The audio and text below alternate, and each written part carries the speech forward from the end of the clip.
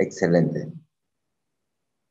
Bienvenidos a un nuevo programa de personajes de la Venezuela virtual. Esta vez estoy con Víctor Azuaje, quien se encuentra en Venezuela y vamos a hablar sobre los NFTs. ¿Cómo estás, Víctor? Muy bien, muy bien. Buenos días a todos. Jorge, muchas gracias por esta oportunidad. De verdad que me resulta muy útil comunicarme con las demás personas que están allí y que gustan del lenguaje plástico y que entienden que en el caso de los NFTs es un lenguaje nuevo, que es un lenguaje que está en progreso de construcción incluso, y que para nosotros los artistas que estamos en cualquier otro lugar del mundo, específicamente en Venezuela, tenemos una oportunidad de dirigirnos pues a una audiencia mayor, como en este caso. Claro, mira, bueno, voy a tomar un café por ti. Gracias, igual.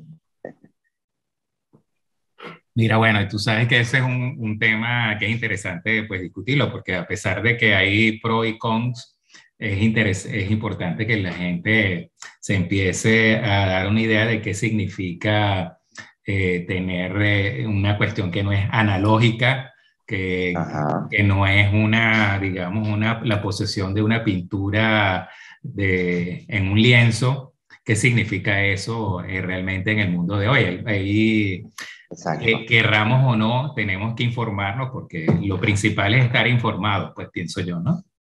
Sí, sí. De hecho, ayer tuve un taller con un grupo de artistas en Barquisimeto, en el estado Lara, a través de una pequeña empresa que se está conformando alrededor de una fundación que manejó artistas por unos 30 años, 35 años por lo menos, que es la Fundación Juan Carmona.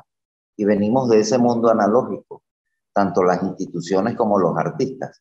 Entonces, ese viaje que va desde la escultura, la cerámica, el dibujo, la tela, la brocha, el pincel, los pigmentos, el cincel, incluso desde los medios digitales, pero que no son un NFT, porque estamos hablando de la Web 3.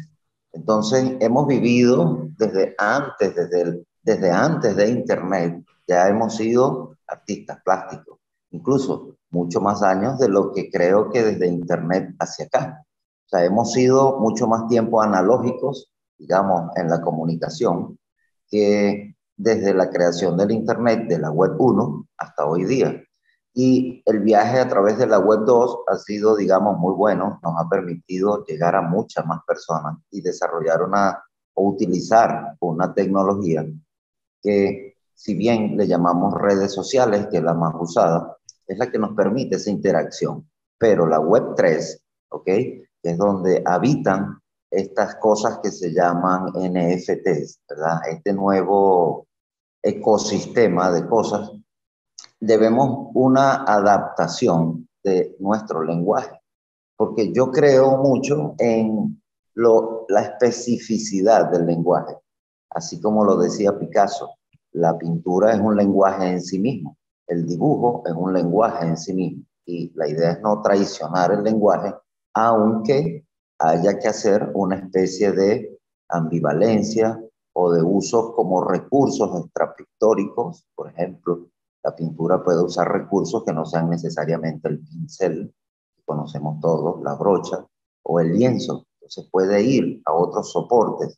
En este caso, el soporte digital es un soporte en sí mismo y nos permite grandes posibilidades para que nosotros, usando la tecnología actual y la que está en desarrollo, podamos asimilar, porque esta es la parte fundamental de todo, más que los procesos plásticos, es asimilar el concepto de lo que es esta tecnología. Y si bien todas las nociones, cuando se comprenden, son sencillas, este realmente es un tema bastante denso en su verdadera constitución, porque tiene que ver mucho con matemáticas y programación y desarrollo tecnológico, pero el mensaje se construye sobre algo que los artistas hemos venido manejando desde siempre. Y es el taller de ayer, yo le llamé desde Da Vinci al NFT. Claro, pude usar cualquier otro artista, pude haber dicho Masaccio, o pude haber dicho Rafaelo, o pude haber dicho Armando Reverón, de nuestro venezolano. pero era como una excusa como para permitirnos hablar de unos antecedentes hasta hoy día. Pero el lenguaje y sobre todo el mensaje plástico se sostiene desde un principio.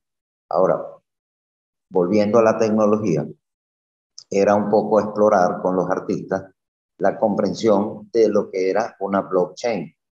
Y lo bonito de todo esto es que es como esa cosa de esa ambivalencia de arte y dinero en una sola cosa. Y es hablar de un criptoactivo. Entonces, cómo el arte puede ser en sí mismo dinero o moneda, como muchos lo comprenden, dinero y arte a la vez. Cómo ellos se imbrican a través de un proceso tecnológico. Entonces, para eso son las plataformas, y hablaba de las plataformas. Y lo más importante para los artistas en ese momento, y considero yo que en este primer paso, es cómo desde nuestro taller, que es el taller convencional de siempre, el proceso de la de arcilla, el dibujo, la pintura, el color, cómo eso se traduce utilizando recursos que tenemos a la mano, como teléfono o cualquier otro dispositivo electrónico, cómo traducir esos elementos, esos lenguajes, esas texturas, esos colores, esos símbolos a través de los píxeles. Entonces, Mira, vamos a explicar un poquito ok, sobre qué significa una moneda y un token, porque los NFT perfecto, son tokens. Bueno, una exacto, moneda, pienso yo que todo el mundo está familiarizado con una moneda. O sea, si a ti te dan un bolívar sí, y tú lo cambias por un bolívar, igual tener este bolívar o el otro bolívar. O sea, no hay exacto, es ninguna, fungible, es fungible, no hay ninguna diferencia entre, digamos, un bolívar y un bolívar, como tampoco lo hay entre un Bitcoin y otro Bitcoin. Es decir, exacto, que es igual tener este Bitcoin o tener el otro Bitcoin, el perfecto, precio del mercado del Bitcoin va a ser igual para este que para este. Entonces, bueno, exacto, eso es una cuestión que es un hecho. Ahora luego tienes los tokens. Por ejemplo, tienes un token que puedes comprar en una moneda, compras un token. Entonces ya estás combinando dos cosas, ¿no? El sí, token exacto, lo compras en bolívares o el token lo compras en una criptomoneda. Ahora exacto, esa criptomoneda pues tiene su valor independiente, pues sube, baja y el token puede llegar a tener un valor independiente también, pues puede, exacto, depende de la oferta y la demanda, pues pongámoslo así, ¿no? exacto, Entonces, exacto, bueno, tú tienes, por ejemplo, puedes comprar un ticket para un concierto con un token que te diga, usted puede entrar a ese concierto y se puede sentar en cualquier silla. Ahora, exacto, sí, tú sí, puedes sí, comprar un token para un concierto en que te vas a sentar en la mejor silla. Entonces, esa mejor silla es, digamos, es la única, es la silla del rey, está ahí, y ahí solamente sí, se puede sentar ese que tiene ese token, es decir, exacto, que no lo puedes pasar, transferir a otro, no lo puedes intercambiar, mientras que los que compraron un token para cualquier silla y en cualquier lugar, parado, sentado, lo que sea, eso pueden decir, bueno, yo te doy este, te lo paso, no puedo ir, lo que sea, ¿no? Es sí, más sí, fácil exacto, y tiene un sí, valor, digamos, X. Entonces, bueno, exacto, de eso se trata lo que estamos hablando hoy en día aquí. O sea, estamos hablando de que hay una obra de arte y esa sí, obra de arte se va a vender en una criptomoneda, pero esa obra de arte se va a volver única, se va a volver certificar como única, de tal forma de que, bueno, ella pues va a tener su valor inicial en ese criptomercado y la diferencia entre vender esa obra de arte y vender la obra de Da Vinci sin esto es que esta obra de arte, vamos a suponer que la obra de arte existe en físico, pues esta obra ajá, de arte va a tener un contrato en el cual se sabe quién es el que lo produjo, cuándo lo produjo, incluso se puede poner que si eso se vende después en otros precios, se le dé siempre el 10% al que lo pintó, por ejemplo. Entonces, bueno, eso es una diferencia, es como tener un certificado de autenticidad virtual en que está a su vez mantenido o se mantiene en un blockchain de una de estas criptomonedas donde tú lo haces. Entonces, bueno, de eso es exacto, lo que estamos hablando. exacto, no estamos hablando de que las personas, por supuesto, tú puedes hacer arte en forma digital y esa arte de forma digital la puedes asociar a un token, pero también puedes hacer arte normal, física, y asociarla a un token. O sea, estamos hablando exacto, de una cantidad de usos, pues, y, y, en, exacto. y en eso puede haber cualquier cantidad de cosas, desde un dibujo hasta algo bien complicado. Exacto. Mira, y en la comunicación permanente que he mantenido con artistas que tienen un cero contacto con la blockchain hasta hoy día, que han avanzado en sus primeros pasos, que uno introduce este tema a artistas que tienen hasta más de 50 años de trayectoria. Y estamos hablando de amplias trayectorias y reconocidas trayectorias.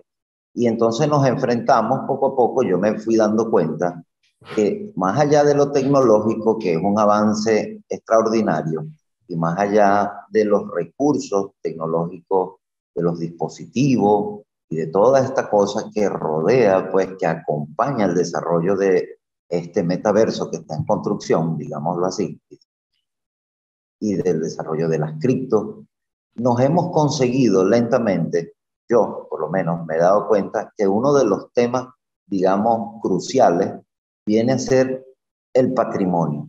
Y estamos hablando de cómo resguardar el patrimonio de un artista, de una institución o de cualquier otra cosa, patrimonio en sí, una obra que va más allá de un solo cuadro o de una sola escultura, sino de un conjunto de la producción de un artista de modo más íntegro y que entonces lo que allí en la blockchain puede ser almacenado, ¿verdad? Digámoslo en términos así, acuñarlo y mantener una memoria que luce inalterable allí y que a su vez, por supuesto, está asociado porque dentro de sus propiedades del token conseguimos que es arte y tiene un valor específico como moneda, digámoslo en términos más ranos, más llanos.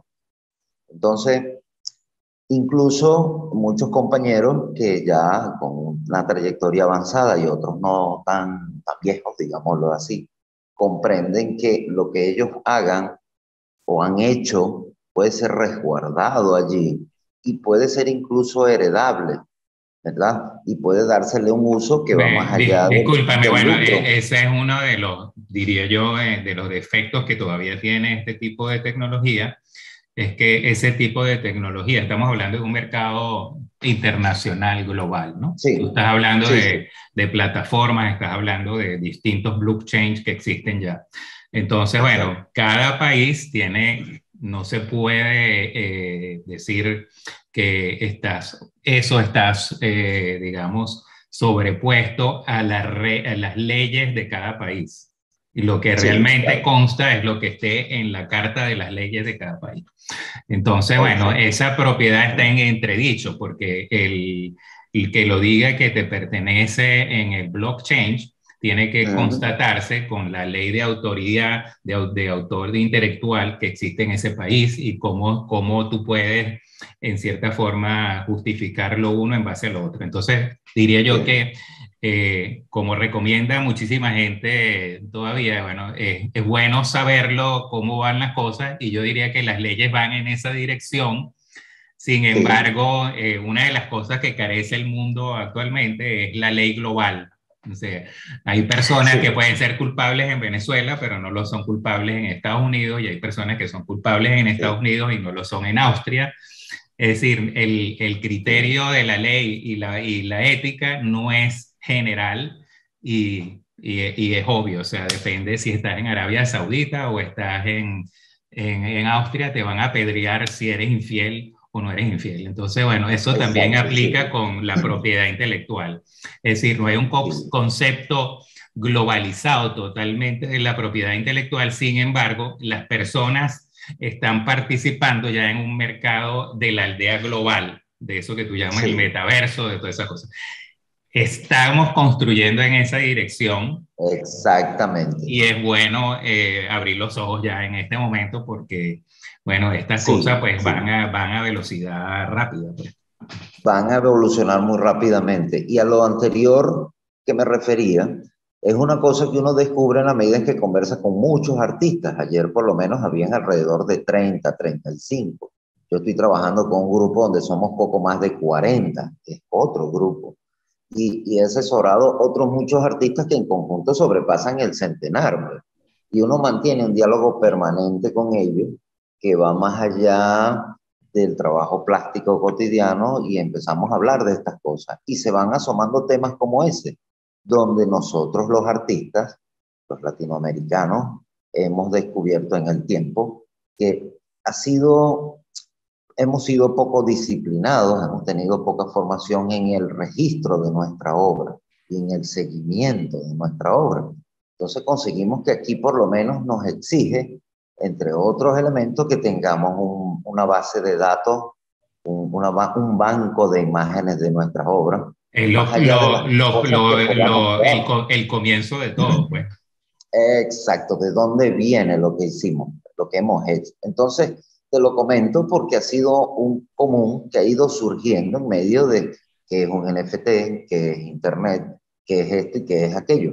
Incluso ha demandado de muchos artistas la adecuación tecnológica porque siempre hemos tenido, digamos, una actitud, los artistas, que es como prefigurada o preformada o preensamblada, si se quiere, de que la tecnología es un poquito ajena al trabajo que hacemos en el taller, cuando en realidad es muy útil, no solo para comunicarse, sino para crear en sí mismo contenidos estéticos, contenidos plásticos. O sea, nuestro discurso plástico fácilmente puede apoyarse no solo en los pinceles, sino en los píxeles. ¿Okay? En lo que es la tecnología pues, que tenemos a mano. Y algo que es crucial para entender la obra de un artista, hay que entender el contexto, la coyuntura histórica donde se da. Yo, de la única manera que asomé a Da Vinci en el tema de los NFT y todas estas cosas, era que es que para comprender la obra de él habría que vivir en su tiempo a plenitud, porque hay cosas que fuera de un contexto ya nos es realmente difícil extrapolar. No podemos hacer sino imaginarnos cosas. En cambio, estando nosotros en vida, ahorita, en medio de este desarrollo, les digo a todos y nos ponemos de acuerdo en que sí, vamos a emplearnos un poquito más, por lo menos vamos a educarnos en el tema de digital y a su vez tratar de adecuarnos a lo que es este movimiento de NFT que yo considero que es disruptivo en la historia del arte plástico, en la Bueno, historia del no arte. sé si tú has visto, ahorita hay un documental sobre Andy Warhol en Netflix, no sé si lo has visto.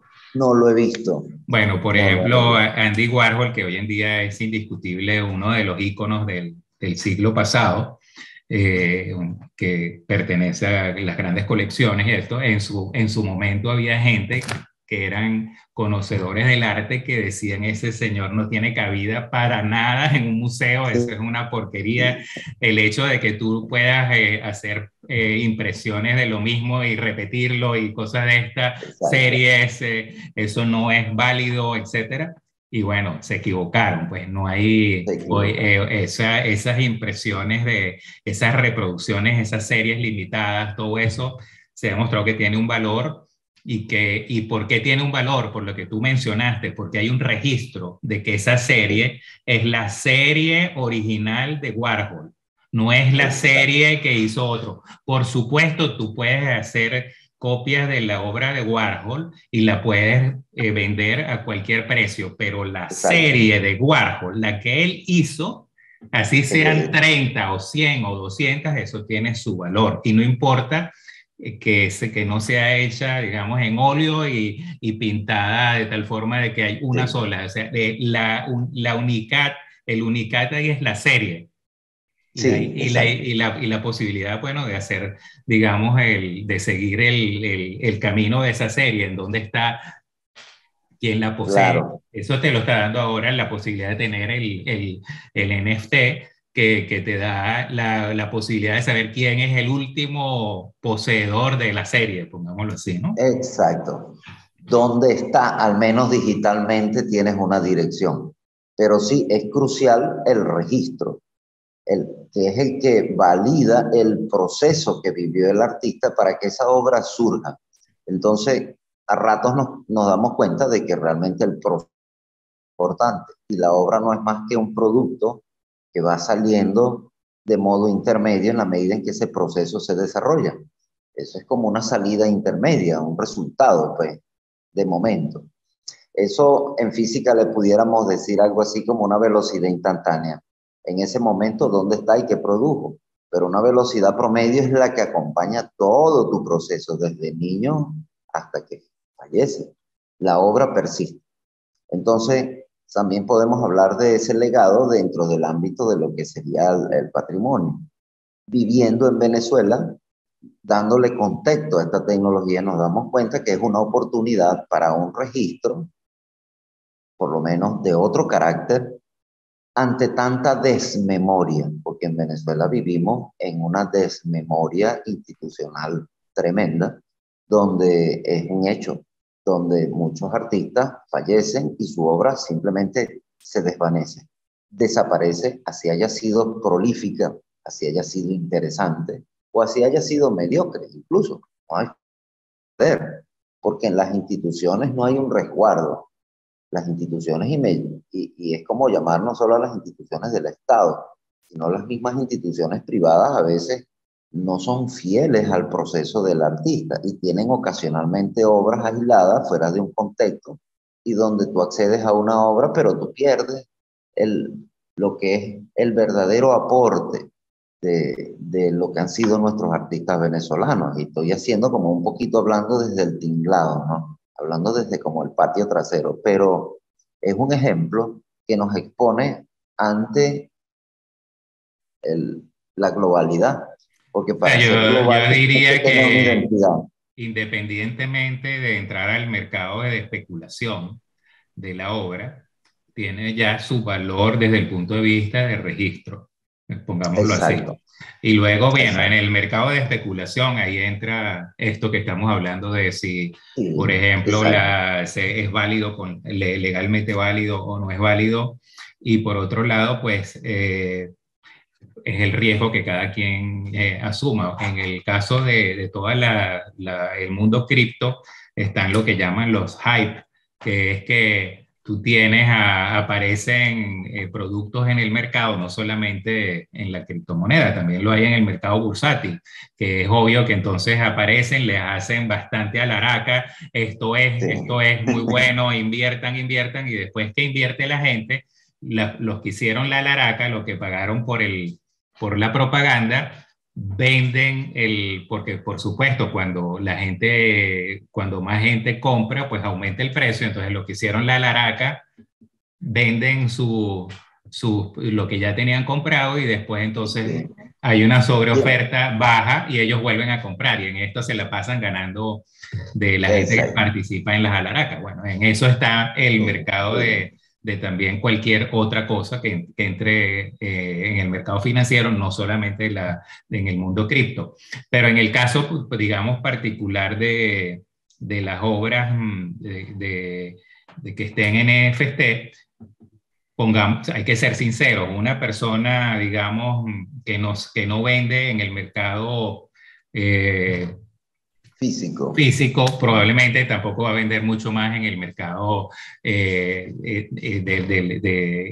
digamos, digital, porque, Exacto. o sea, y a lo mejor lo van a comprar los mismos clientes, o sea, no está asegurado que usted vaya a sacarle mucho provecho al mercado digital. Eso es un bluff que hay también, eso es una moda. Sí, claro, Algunos de esos, claro. como lo hay en el mercado físico, son de los que tienen la suerte de que en vida pues logran vivir del arte y no solamente vivir, sino que tienen dinero para guardar y decir que han sido exitosos. Y otros pues solamente hacen arte pues, y disfrutan su Exacto. vida de una Sí, forma sana porque estás haciendo lo que tú quieres hacer y tal.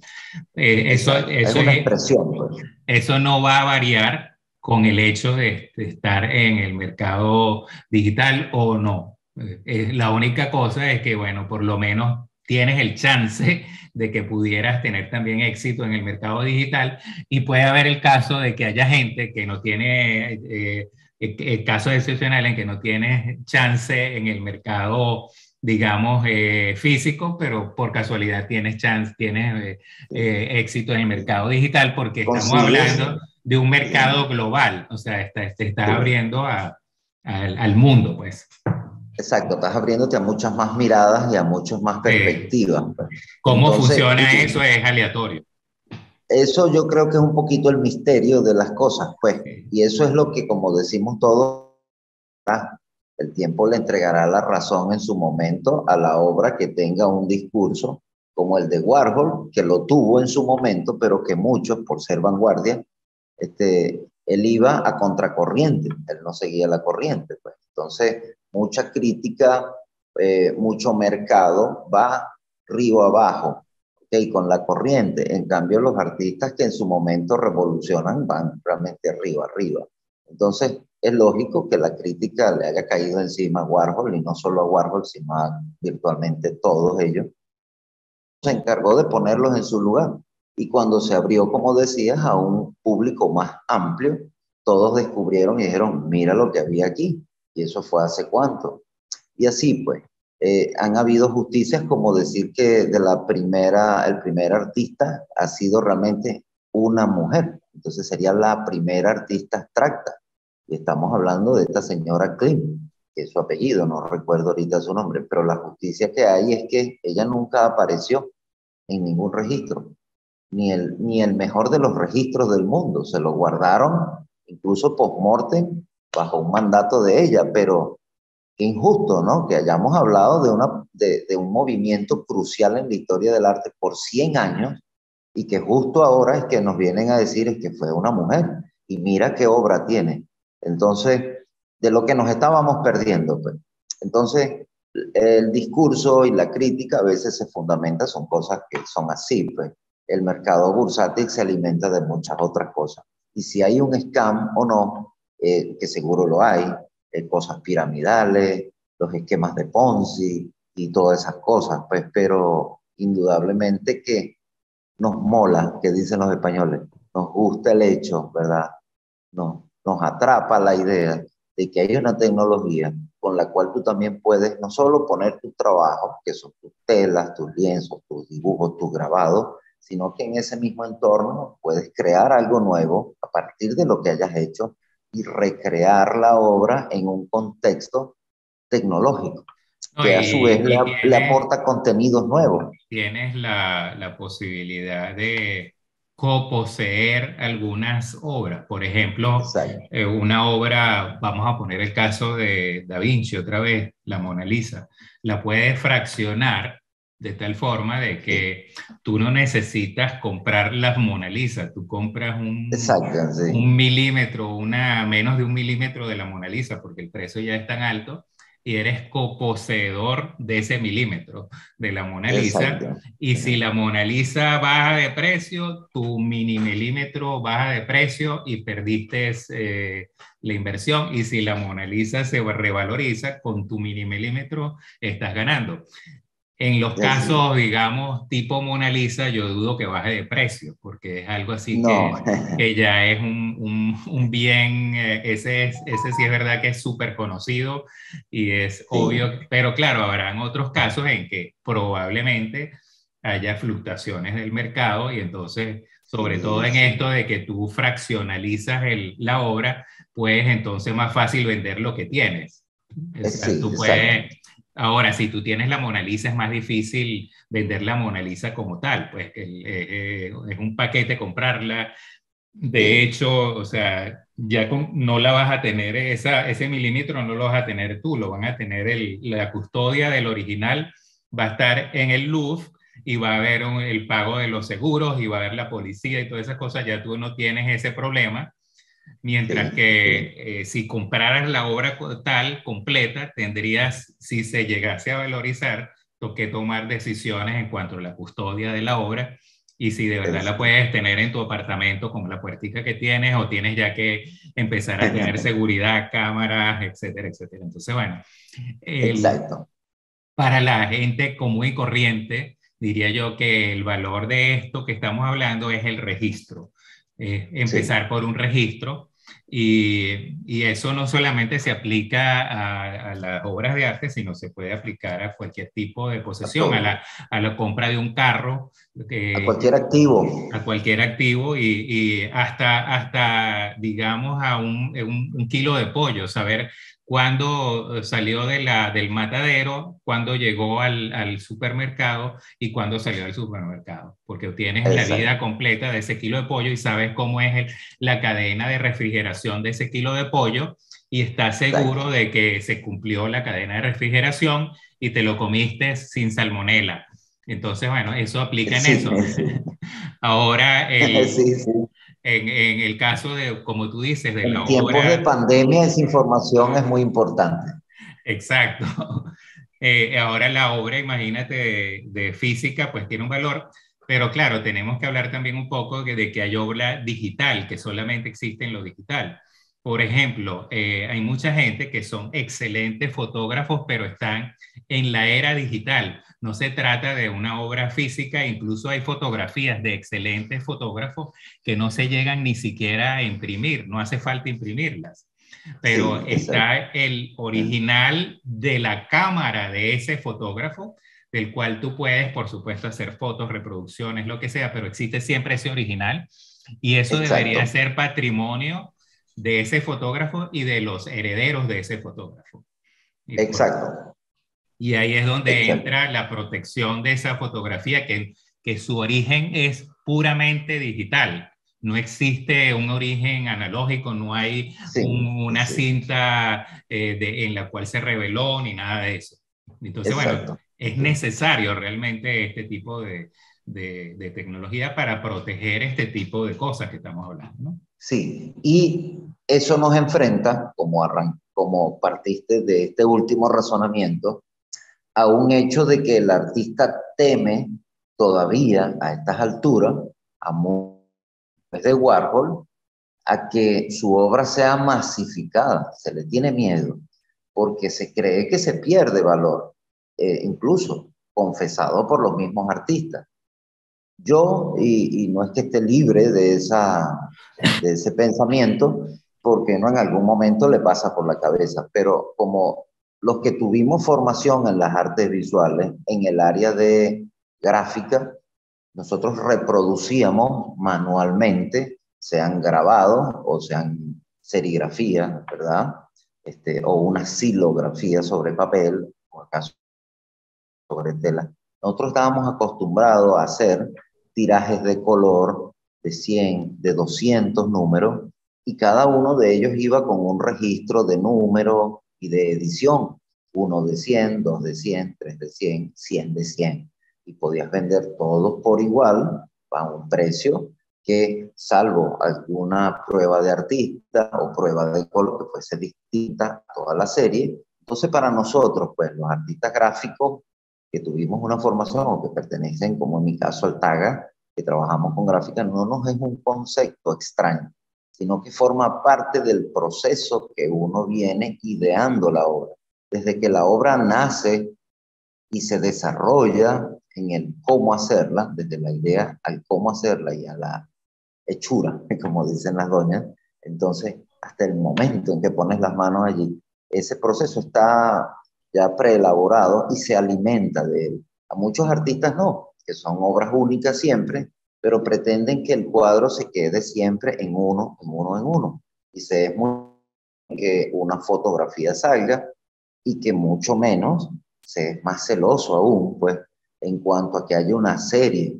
Yo lo que les digo es que ellos van a tener control desde el primer momento en que su obra se creen ediciones, y que pueden ellos, digamos, dominar todos los términos de esa edición, porque ellos van a ser los autores y los creadores de esas versiones digitales de su obra. Bueno, van a Entonces, poder certificar el origen, pues, y van a poder certificar ese proceso. yo diría que Entonces, la le copia es han muy ido perdiendo difícil, el la miedo. copia es muy difícil controlar, pero es algo que está claro, ocurriendo en todo. Por ejemplo, lo ves en el caso, por ejemplo, de la música, que las personas hoy en día prácticamente no venden CDs o lignolio, sino venden en estas plataformas digitales. Entonces, bueno, uno se sí. pregunta cómo le llega ese dinerito al autor, cómo le llega ese dinerito. Entonces, bueno, El royalty, ¿cómo se queda? trata precisamente de eso, del registro y de cómo comprobar el camino hasta que le llegue al autor. Ahora que la gente lo copie, lo tenga en distintos teléfonos, y eso es muy difícil. Pero No, y es que eso es dime, lo que permite que el artista llegue a más gente. Pues. Hay muchas Mona eh, Lisa en este pueblo. En este pueblo donde yo vivo hay muchas Mona Lisa hechas en linotipo, hechas en offset, hechas en cualquier tecnología vieja sobre lienzo, que son muy lindos y los enmarcan. Y habían camionetas que iban llenas de la Sagrada Familia, la Última Cena y de la Gioconda y yo qué sé. Entonces, lo bonito de esto es que el artista sobrevive a pesar de toda esta villanía y de toda esta piratería. El artista, la idea que tuvo el artista, que era la primera cosa virtual que dio origen a la obra, y ese mensaje del que tanta gente habla, sigue a través de todas esas copias, incluso así sean de muy mala calidad. La gente sigue venerando el genio que hubo no, tú detrás de ese puedes artista. tener un Pero bueno, museo, tú puedes tener un museo, tú puedes tener un museo, por ejemplo, aquí el Museo de Artes Aplicadas ya ha comprado obra digital con certificación, es decir, ha comprado NFTs y ok. y tú puedes decir el original vamos a llamarlo, de la Mona Lisa digital que está Sí, en aquel museo y tú puedes en algún momento pues pagar e ir a verlo en una pantalla que te lo presente en aquel museo. Tú estás sabiendo que, oye, esa obra que está en todos los llanos de Venezuela, que está en Argentina, que está en China, que está en todos lados, tuvo su origen una vez y esta es la primera copia de esto está en este museo aquí y por eso esa tiene su valor. Eso es la diferencia. Ahora, porque es que estamos ahorita en una época de digital, o sea, por ejemplo, no sé tú, pero desde hace, no sé, 15 años no tengo otras fotos que las digitales. Y entonces, eso tiene sí, un valor. sí, O sea, en el momento en que yo me muera, no va a haber un álbum de fotos que la gente diga que vamos a hacer con este álbum, sino van a haber unas carpetas digitales donde están esas sí, fotos. Y entonces habría sí, que una preguntarse memoria, a quién le pertenecen esas fotos, esa cronología digital que existe ahí. Pues le deberían de pertenecer a los sucesores de esta persona y debería poder demostrarse que eso es de esa persona y que es, por lo tanto, pasa a ser, eso puede llegar a tener un valor como puede ser que no lo tenga, como hay tantas fotos que al final solamente tienen un valor para las personas allegadas, pero hay fotos que sí llegan a tener un valor, por ejemplo, y etcétera, ¿no? sí. Ahora te digo una cosa, hoy día, con la tecnología que inunda las redes sociales, he leído mucho tesis muy amplias que hablan de que el petróleo es la información que nosotros proveemos indudablemente a través de las redes. Y todo parte desde una foto de un cumpleaños, de un río, de una montaña, de un paseo, de un parque o de un café.